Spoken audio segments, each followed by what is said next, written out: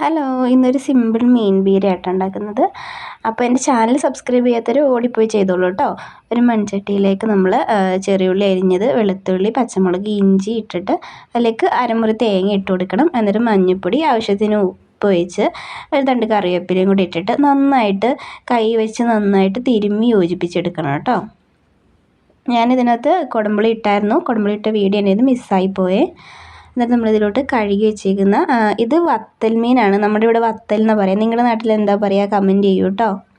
എന്നിട്ട് ഇത് നന്നായിട്ടൊന്ന് യോജിപ്പിച്ച് കൊടുക്കണം, മിക്സ് ചെയ്ത് കൊടുക്കുക. എന്നിട്ട് നമ്മൾ ഇത് വേവാൻ ആവശ്യത്തിന് ഒരു 1/4 ഗ്ലാസ് വെള്ളം അല്ലെങ്കിൽ 1/2 ഗ്ലാസ് വെള്ളം ഒഴിച്ചിട്ട് നന്നായിട്ട് അടച്ച് വെച്ച് വേവിച്ചെടുക്കുക കേട്ടോ. ഇത് നല്ലപോലെ വെന്ത് വന്നിട്ടുണ്ട്. അടിപൊളി ടേസ്റ്റ് ആയിരുന്നു. അപ്പോൾ നിങ്ങളെല്ലാവരും വീട്ടിൽ ട്രൈ ചെയ്ത് നോക്കൂ.